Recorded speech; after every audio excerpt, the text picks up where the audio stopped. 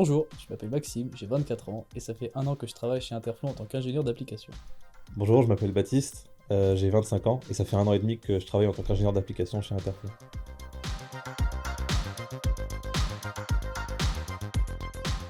En tant qu'ingénieur d'application, donc pour généraliser, on s'occupe de tout ce qui est application des produits que vend Interflon. Donc ça va être comprendre comment appliquer le produit d'Interflon, donc que ce soit les huiles, les graisses, les nettoyants, les cires, etc. Je m'arrête si je me trompe. Donc comment les appliquer, avec quelle méthode, quels besoins, et donc en fait comprendre où ça va. Et donc quand un client vient vers nous avec une problématique sur une application de produit, on va essayer de savoir quel est le produit le plus adapté et où le mettre. Interflon, en plus de la vente de produits, d'huile, de graisse, de nettoyants, donc tous les produits adaptés à la maintenance, fait aussi de la vente de solutions. Donc ça va être de la solution technique.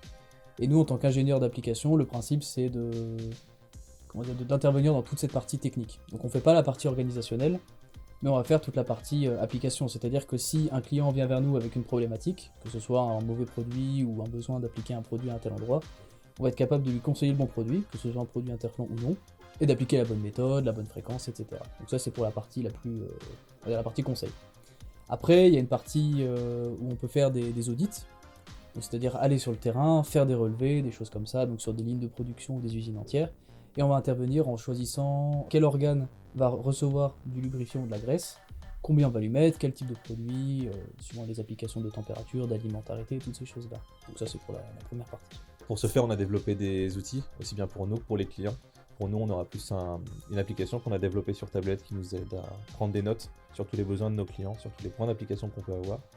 Après, chez les clients, on a ILAC, notre logiciel de maintenance, qui là va leur permettre de suivre la maintenance, de comprendre le plan de graissage qu'on va leur proposer, et vraiment d'avoir une rigueur, d'apporter une rigueur à la maintenance en fin de compte. Et donc pour en revenir à l'application, qu'on a d'ailleurs sobrement baptisé Internote, là-bas c'était un truc interne pour nous, et maintenant ça a été rattaché à ILAC parce qu'à la base c'était que pour la France. Et donc le siège a été convaincu par Internote et du coup ils veulent l'intégrer dans leur logiciel. Donc en fait avec tout le format ILAC qui permet à la fin quand on a utilisé l'application de l'exporter en Excel, et ce Excel là on peut le mettre directement dans ILAC. Et donc du coup ça permet d'avoir quelque chose qui passe directement de notre application de relevé de notes à un ILAC tout fait, avec les photos intégrées, etc. Donc c'est encore en développement puisqu'il y a encore des contraintes que nous on n'avait pas à ce moment-là et que ILAC aura. Et donc du coup ça commence à être pas mal, ouais. ILAC, comme l'application, on les développe très régulièrement. ILAC, on a une réunion par mois pour mettre à jour par rapport aux besoins du client, etc. Ouais, clairement. Et nous, notre application, on la met à jour selon les besoins plus de ceux qui font comme nous, mais à l'étranger, en Égypte sincère. Ceux qui développent ILAC, ils le font en permanence, quoi. Donc, tous les mois on a une réunion pour remonter ce que nous on a, et maintenant ils disent bon bah voilà, ça c'est priorité telle ou telle, et puis ils placent ça en fonction de leur planning, et puis derrière ils développent les outils qui vont bien. Donc il y a un module de stockage photo qui a été développé, il manque des infos, enfin des fonctionnalités. On a demandé de rajouter, ils ont dit bah voilà, nous à l'époque personne n'avait trop ce besoin, maintenant il commence à y avoir, donc on va développer ça un peu plus intensément, quoi. Donc c'est tout le temps mis à jour, c'est tout le temps fiabilisé, il y a tout le temps des outils qui sortent. Donc ça c'est bien. Puis nous en plus on contribue à ça, donc c'est cool. Et plus récemment, beaucoup plus récemment, on est en train de commencer à participer à la formation technique. Donc former les gens, donc nous déjà nous former plus nous, donc passer des certifications, que ce soit des certifications avec des distributeurs de centrales, ou même des certifications sur des connaissances de manière générale sur la lubrification. Sur la tribologie, ouais. Ouais c'est ça, tribologie, lubrification, toutes ces choses-là. Et puis donc voilà, on passe ces certifications-là, et maintenant on fait de la formation pour les gens, donc on développe des modules, et on travaille avec ceux qui sont responsables de la formation, et on apprend à former les gens, et eux à leur libérer une tâche, donc la partie technique, et puis nous à former voilà, que ce soit les commerciaux ou même des formations externes. Donc ça c'est tout récent, mais on développe pas mal ça. Non, et puis comme dit, ça fait un an et demi qu'on est là, donc on a encore beaucoup à apprendre, et nous ça nous intéresse beaucoup, on est très curieux de nature, donc on aime beaucoup apprendre comme ça de nouvelles choses là-dessus. En fait, nous, notre but, ça va vraiment être de sensibiliser les clients sur appliquer le bon produit au bon endroit, bonne quantité, bonne méthode, bonne fréquence, etc. Et le commercial, ça va plutôt être de fiabiliser le client qui va être intéressant. C'est ça, nous, là on va avoir un lien avec le commercial, c'est que lui il va faire la vente de produits, mais il va aussi faire la vente de solutions, donc la vente de prestations, la vente de plans de graissage et de diagnostic, donc d'audit. Et c'est là où nous on va intervenir, parce que pour réaliser ce plan de graissage ou cet audit, il aura besoin de quelqu'un, et ça va être nous, puisqu'il faudra une connaissance un peu technique qu'on commence à avoir du coup, vu que ça fait un an et demi qu'on est là. Notre secteur c'est toute la France actuellement, donc on se balade un peu partout en France, et on va dans les entreprises. Alors c'est là où c'est très intéressant, c'est qu'à la base avec Baptiste on est intéressé par la mécanique, on est même passionné par ça, puisque c'est notre formation. On fait une école d'ingénieur en mécanique, et en plus basée sport auto, donc c'est vraiment développer des projets, faire de la conception mécanique, etc. Et donc là, on va dans des entreprises où il y a plein de secteurs différents, ça peut être du carton, ça peut être de l'alimentaire avec des boissons, ça peut être des brioches, ça peut être même des choses pas alimentaires, donc des plaques d'isolant. Enfin, vraiment toutes les industries. On va là-dedans et on fait le relevé sur toute la ligne ou toute l'usine suivant ce que le client a demandé, ou des fois juste une machine, pour justement faire cette intervention technique, quoi. Et donc c'est en ça qu'on a le contact avec le commercial. Parfois, il vient aussi nous voir avec une demande, alors ça peut être ou le client directement ou le commercial qui vient nous voir avec une demande, et qui nous dit, bah voilà, j'ai telle application à faire, j'ai besoin de tel produit, qu'est-ce que vous me conseillez, etc. Et c'est là du coup qu'on intervient. On a aussi une relation avec les techniciens interflon, donc les techniciens en interne, c'est-à-dire que c'est eux qui vont faire les prestations chantier que le commercial va vendre, donc eux ils sont en contact avec le commercial. Leur planning et leurs actions, les devis, tout ça, ça va être géré par notre collègue qui est coordinateur Interflon Solutions Globales, c'est le nom de cette partie solutions techniques. Et nous, quand on fait des plans de graissage et que les techniciens d'Interflon vont l'appliquer, on est en contact avec eux pour justement mettre à jour notre plan de graissage, quand il y a des choses qui vont pas, des choses qui ont évolué, etc. Des points qu'on n'a pas repérés ou au contraire d'autres qu'on a mal repérés, enfin des choses comme ça. Et on va du coup améliorer ça ou des fois leur donner des conseils parce qu'ils nous disent voilà, on a telle application, on sait pas quel produit mettre, etc. Et on fait un peu comme avec le client, on les aide, quoi. Il y a toujours des facteurs qu'on maîtrise pas, qu'on peut pas forcément mesurer lors du relevé, qui sont ne serait-ce que les habitudes, les temps de fonctionnement, les arrêts,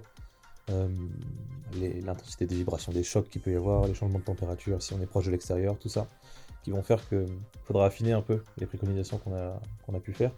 Et c'est vrai que les techniciens nous aident beaucoup là-dessus, ils nous font des retours en fait en appliquant le plan qu'on a préconisé. Et on arrive à s'affiner comme ça, à connaître les produits de plus en plus. Et ça c'est hyper intéressant de travailler avec eux là-dessus. Ouais, c'est cool. J'adore, c'est le no game. Ils sont très sympas, on vous aime. Souvent, le client, il sait pas trop comment gérer la maintenance de sa boîte. Il sait comment la réparer, donc il sait faire de la maintenance curative. Il répare une fois que ça a cassé. Mais il sait pas faire de la maintenance préventive. C'est-à-dire qu'il sait pas quel produit mettre pour justement éviter que ça casse. Ou alors c'est Une fois exagéré quoi. Ouais, c'est ça. Une fois que ça casse, il est hyper efficace, il sait comment faire.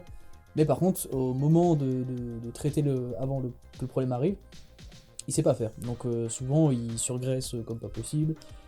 Quand il graisse, parce que des fois c'est pas le cas, des fois des clients qui viennent nous voir en disant bah ça fait 20 ans j'ai pas graissé. Donc bah, oui, ça casse. Et donc nous on est là aussi pour régler ce problème. Donc au-delà du fait d'avoir des produits de haute qualité qui sont censés régler une grande partie des problèmes, on a aussi besoin de l'appliquer au bon endroit, au bon moment, avec la bonne méthode. Et donc du coup de faire ça bien. Parce qu'on peut avoir la voiture la plus rapide du monde, si on la met sur le mauvais circuit, elle sera mauvaise. Donc bah là c'est pareil, on essaie de faire les choses bien. Et donc du coup c'est aussi en ça que consiste le plan de graissage, c'est-à-dire de faire un relevé sur toute la ligne de toutes les zones à lubrifier, donc de bien compter tout ce qu'il y a, que ce soit les paliers, les chaînes, les câbles, les motoréducteurs, j'en rate sûrement un paquet. Non mais ne serait-ce que noter les types, les positions, l'exposition aux éléments, enfin toutes ces données-là. Ouais c'est ça, pour savoir mettre le bon produit au bon moment, avec la bonne méthode, et en fait c'est leur rendre un plan qui prend tout ça en compte. Et avec les bonnes quantités. Parce que généralement, on est souvent face à du surgraissage. C'est qui peut le plus, peut le moins. On en met autant qu'on peut, ça ira forcément mieux. Ouais. Comme disait Maxime, on est souvent confronté à ça et on a la chance d'avoir des produits chez Interflon qui sont très polyvalents et souvent très performants pour une application donnée. Donc on arrive à vraiment baisser les quantités drastiquement. L'avantage c'est qu'à la fin on leur dit bah voilà, là vous passez de je sais pas 20 grammes par mois parce que vous pompez jusqu'à ce que ça sorte, quitte à ce que le joint se retourne, on s'en fiche. Là maintenant on leur dit bah vous mettez 3 coups, pas plus. Et même si ça sort pas, tu arrêtes à 3 coups. Et ça suffira largement. Et donc du coup ils baissent leur quantité, ils baissent leur pollution puisqu'il n'y a plus de la graisse qui vomit partout. En plus ça a de l'avantage dans l'alimentaire parce que dans l'alimentaire dès qu'il y a un peu de graisse qui coule, ça a tendance à des fois couler sur les produits. Ça peut causer de la pollution, ouais. Et alors, c'est pas mis enfin, je veux dire, c'est pas vendu ces produits-là, mais ça fait jeter toute une production parce qu'il y a eu un peu de graisse qui a coulé. Alors que si on avait mis la bonne quantité dès le début, ça aurait été bon. Donc là-dessus, bon, bah, on leur dit faites attention. Et donc c'est le principe aussi de notre métier, c'est de les conseiller pour qu'ils réduisent leur quantité. Donc déjà, ils font des économies. Ils font des économies d'énergie parce qu'ils ont plus un palier qui galère à pédaler dans la semoule ou au contraire qui frotte trop et donc qui chauffe de trop. Donc là-dessus, ça fait des économies d'énergie. Ils polluent moins, enfin, c'est bénéfique pour tout, pour vraiment tout. Généralement, dans un plan de graissage, on rend aussi les quantités totales d'un produit qui est utilisé en priorité. On a souvent un produit qui se démarque, qu'on va utiliser un peu en usage, en multi-usage. Et on fait régulièrement pour une ligne complète ou une usine complète la quantité théorique consommée par an. Ouais, c'est ça. Et il n'y a pas un exemple où le client n'est pas surpris cette quantité soit aussi basse, en fait. Ouais, à chaque Et en fois, ils fait, sont. c'est- Ah ouais, si peu. Bah oui, si peu. Y a pas besoin de que plus. quand l'adresse déborde, celle qui déborde ne sert à rien, hein. Sauf dans des cas exceptionnels, mais C'est assez rare, ouais, ça arrive, mais c'est rare. Et puis aussi, comme tu fais très bien de le souligner, c'est qu'il y a un produit qui se démarque. Parce que le principe, c'est d'avoir de la rationalisation. Souvent, ils ont 5, 10 huiles, 5, 10 graisses qui font finalement strictement la même chose, et des fois pas la bonne. Et donc, nous, on arrive en disant, bah voilà, maintenant, les 5, 10, vous les enlevez, vous mettez que 2 produits, et il y en a un qui fera tout, et un qui sera un peu plus spécifique, par exemple pour les hautes températures, ou parce qu'il y a par beaucoup d'eau. exemple, Ça peut être des choses comme ça. Et donc, l'idée, c'est d'avoir moins de produits, donc ils savent quoi mettre. il n'y a pas Et, d'erreur aussi, ils se trompent pas de produit. Ouais, carrément. Parce qu'après, il y a aussi cette notion de miscibilité entre les produits. Ouais. Il y a des choses à dire. Mais du coup, voilà, dans l'idée, il y a toutes ces choses-là. Quoi. On aime bien réfléchir à tout ça en même temps, en fait. Ouais, Ça bah peut- c'est le principe. On pense à tout. Enfin, on essaye de penser à tout. C'est notre job. Quand on va chez le client, c'est que des fois, ils nous font faire un relevé de plan de graissage avec les machines qui sont tournantes, donc on n'y a pas accès. Personne pour nous indiquer où aller.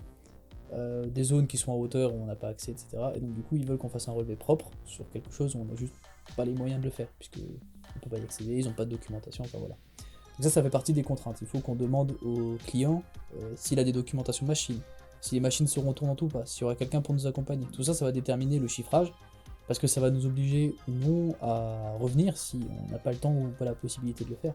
C'est une méthodologie de toute façon qui se met en place. À l'origine, on savait pas trop, donc on allait sur le terrain, on faisait les relevés, et en fait sur le terrain, on se rendait compte qu'on avait accès à rien, qu'on avait juste pas le temps, parce que c'était pas possible physiquement d'être partout en même temps et de faire le relevé correctement, qu'il n'y avait pas de documentation pour se rattraper, enfin que c'était pas possible. Quoi. Non, on a besoin d'être accompagné par des techniciens ou par des personnes qui travaillent chez nos clients pour les noms des machines, pour le nom des lignes, pour le nom des éléments de machine, pour les accès, pour faire tout ça en sécurité. La plupart du temps, même si on a le plan de prévention, les canaux de consignation, tout qui est bien, c'est très fréquent qu'on ait besoin de quelqu'un pour accéder à la zone, quoi. Pour vérifier, parce que tout est toujours tournant, quoi. Ouais, c'est ça. Ça joue beaucoup. Donc ça, c'est les contraintes majeures parce que... Il faut s'adapter. Mais ça vient avec l'expérience. Vu qu'on commence à prendre de l'expérience déjà dans des domaines d'entreprise, il y a des domaines qu'on connaît plus facilement. Maintenant, les cartes gris, tout ça, on commence à maîtriser pas mal. Donc les machines qui sont liées à ça, on commence à les connaître, donc on passe moins de temps là-dessus. Plus, comme le disait Baptiste au tout début, on a développé une application pour la prise de notes. Donc là-dessus, on gagne beaucoup de temps. Donc ça faisait partie des contraintes et maintenant, on apprend à les gérer plus facilement. Donc déjà, c'est un gros gain là-dessus. Et très souvent, les clients chez qui on va, il n'y a rien.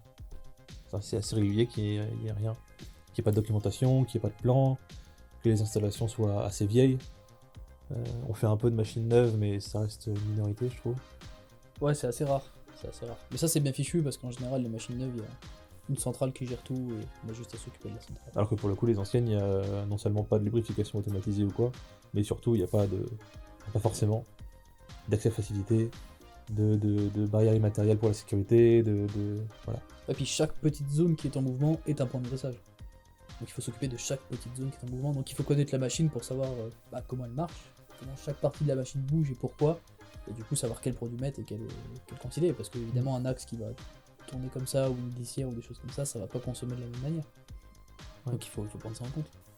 La contrainte principale à laquelle on pense, c'est aller voir les moindres petits recoins d'une machine, tout en restant en sécurité. Oui, parce que des fois c'est un peu, un peu dangereux.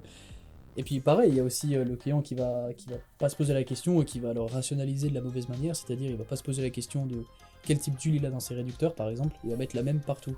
Sauf que nous on peut pas prendre l'équivalent de cette même qu'il met partout parce que des fois le réducteur il est pas adapté pour ce type d'huile. Donc il faut une huile plus ou moins visqueuse, donc du coup il faut changer le type d'huile. Mais des fois il n'y a pas de plaquette, on sait pas, ils n'ont pas de liste de motoréducteurs, ou alors la liste elle est avec leur ancienne, l'huile qu'ils mettent eux, donc c'est pas juste. Donc ça rend de les contraintes. Des fois le manque d'informations qu'on peut avoir. Parce qu'il n'y a pas de doc, parce que même le client c'est juste pas. Des fois il a des docs mais il est incapable de nous dire ce qu'il met dedans, pourquoi, qu'est-ce qu'il fait quoi, il n'en sait rien. Pour ça là aussi il faut beaucoup se creuser la tête, fouiller, puis recouper les informations qu'on a quoi. Ce qu'on a relevé, ce qu'on pense être le plus juste, comparer avec ce qui existe déjà, prendre des docs, toutes ces choses là quoi. Être le plus précis possible. Pour être le plus juste et pertinent. Alors un plan de graissage, on en parle beaucoup parce que c'est vrai que c'est une chose qu'on fait principalement. qu'un plan de graissage, ça vit, quoi. Enfin, ça évolue avec le temps. Et on le dit aux clients, tout. C'est vrai qu'on l'a pas dit dans notre présentation, mais ça fait longtemps qu'on se connaît avec Baptiste, enfin, ça fait quelques années. Donc du coup, ça fait pas que 1 an qu'on bosse ensemble, ou 1 an et demi, mais ça fait un peu plus de temps que ça, donc on est amis dans la vie à côté, donc on n'est pas juste collègues. Donc déjà, ça joue, je veux dire, d'aller au travail le matin et puis de voir mon ami, c'est quelque chose. Yes. Et puis, ouais, on s'est bossé ensemble, puisqu'on a quand même fait notre projet de fin d'études ensemble. Et donc on est capable de travailler ensemble, de se répartir les tâches, Non, complètement. de réfléchir ensemble. Et puis, donc ouais, là pour le coup, c'est vraiment quelque chose que j'apprécie. Après, les sujets sur lesquels on travaille nous passionnent. Au grand désarroi de nos copines respectives. Donc, du coup, on parle un peu boulot le week-end. Ouais, c'est vrai. Donc voilà. Mais non, c'est un des gros avantages du boulot, c'est de bosser ensemble, quoi. Ouais, complètement. Et puis sur un sujet qu'on aime bien, comme on disait, il y a vraiment de tout dans ce qu'on fait. C'est-à-dire qu'il y a plein de secteurs qu'on connaissait pas du tout. Nous, on arrivait, on avait les secteurs qu'on avait déjà vus. Mm. On avait l'automobile, puisque c'est ce qui nous passionne tous les deux. Mais à côté de ça, on découvre donc plein de secteurs, des choses qu'on connaissait pas, des méthodes de production. On a un collègue qui aime bien dire on voit comment se construit le monde. Je trouve ça assez bien dit, parce que j'avoue que c'est assez vrai. Et ouais, bah en vrai ça nous passionne, donc même si on en parle le week-end, ça nous dérange pas, puisque c'est un travail, mais en même temps on parle de choses qui nous plaisent, donc Non, complètement. comme disait Baptiste au grand désarroi de nos copines, on évite des fois, mais c'est vrai que ça nous fait plaisir. Il y a aussi la flexibilité, que ce soit la flexibilité horaire ou même la flexibilité en déplacement, c'est-à-dire que nous on gère notre planning, c'est on gère quand est-ce qu'on va en déplacement, on gère nos heures de bureau, on peut télétravailler si on demande du télétravail. On dit voilà, bah là je me sens prêt à partir de 2 semaines d'affilée, là pas, c'est nous qui gérons ça. C'est nous qui définissons quand est-ce qu'on veut aller en déplacement ou pas. Donc ça c'est bien. On peut s'organiser Grosse librement confiance, là-dessus. Ouais, c'est ça. Et autant, comme on fait plein de trucs, genre des plans de graissage, de la formation, de l'application ULAC dont on a parlé, enfin, du développement, on fait pas du développement du code, mais on participe à ce développement, on peut gérer notre planning comme on l'entend en fait. Et ça c'est bien. Ça donne vraiment un confort dans la vie perso à côté, puisque du coup on gère ça, s'il y a des jours où on doit partir plus tôt, on sait qu'on peut se rattraper le lendemain. Il n'y a même pas à se justifier, puisqu'on sait qu'on le fera et que qu'il y aura confiance en ça, quoi. Donc c'est cool, là-dessus j'apprécie.